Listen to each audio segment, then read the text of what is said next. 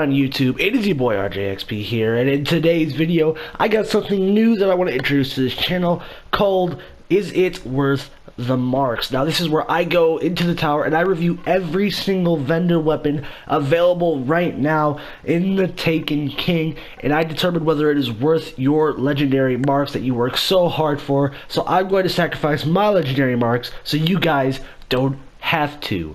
And on today's cutting board, we have the Suros Auto Rifle and Answering Cord that you can get from the Vanguard Quartermaster. Now, if we take a look at its perks, it comes with high caliber rounds, feathered mag, snapshot, injection mold, and feeding frenzy.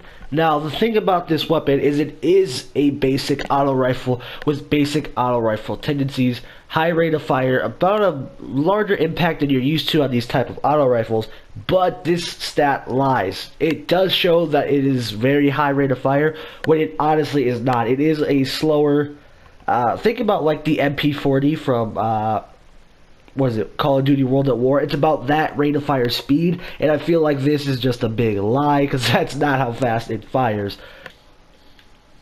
So guys, with the Answering Cord, I'm going to show you the perk setup I use from the one that you buy from the Quartermaster. I do use the red dot sight because I prefer it. It's all about preference. You can use the SLO, you can use the SRO, which is like an ACOG, and then this one's more of the the original sight where it's not there until you aim. I can show you like that.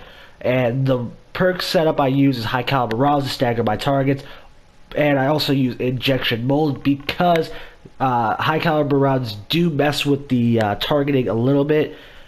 So having injection mold on there does helps even it out, even though it still does kick like a beast. Do not think this is going to solve it. It does kick a little bit. You will miss some shots if you are aiming for headshots, which you should be. Do that. And its main perk, Feeding Frenzy, kills with this weapon increase reload speed for a short time.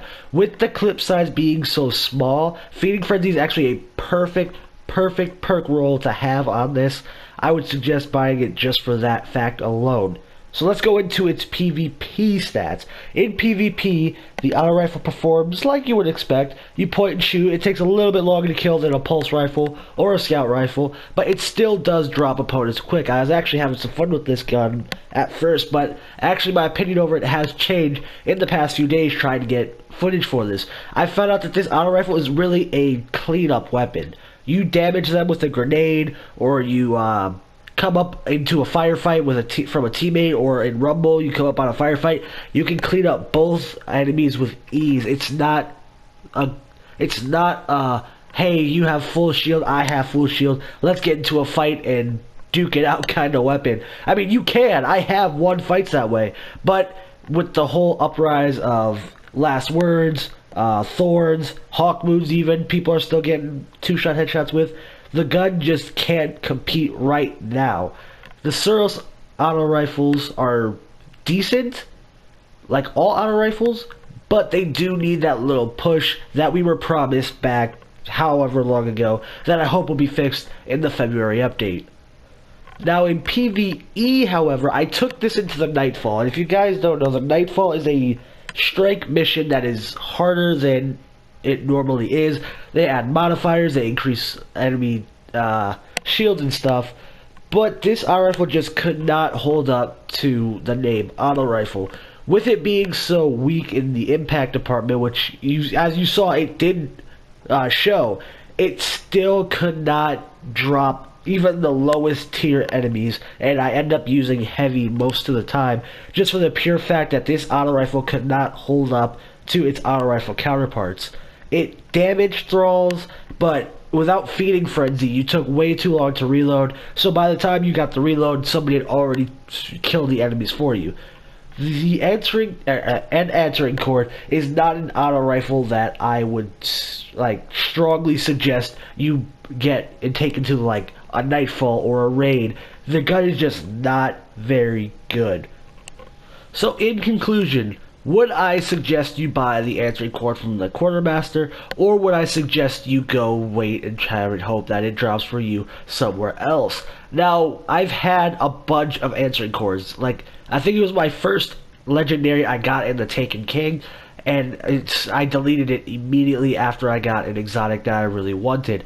But it was still a great auto rifle for what I had. But I only had 2 stability perks, and with its reload speed and its magazine size being so low, I suggest you do buy it from the Quartermaster. If you really do like an answering cord for PvP, PvE, whatever it be, that rhyme, I suggest you go to the Quartermaster and you get it from him, because with Feeding Frenzy, you will be able to reload faster, and you will be able to get those kills quicker.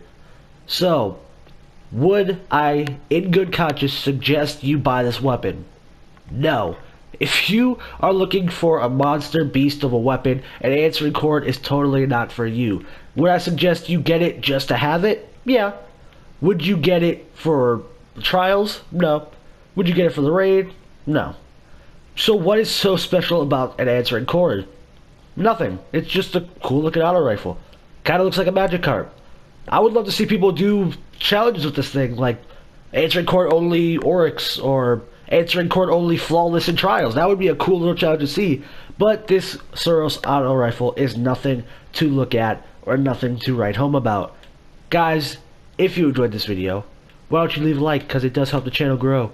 And also, while you're doing that, why don't you hit the subscribe button? Because, it's right there. You don't have to waste too much time. It's right there. You just gotta click the subscribe button. It's there. So guys, I will see you guys in the next one. Peace out.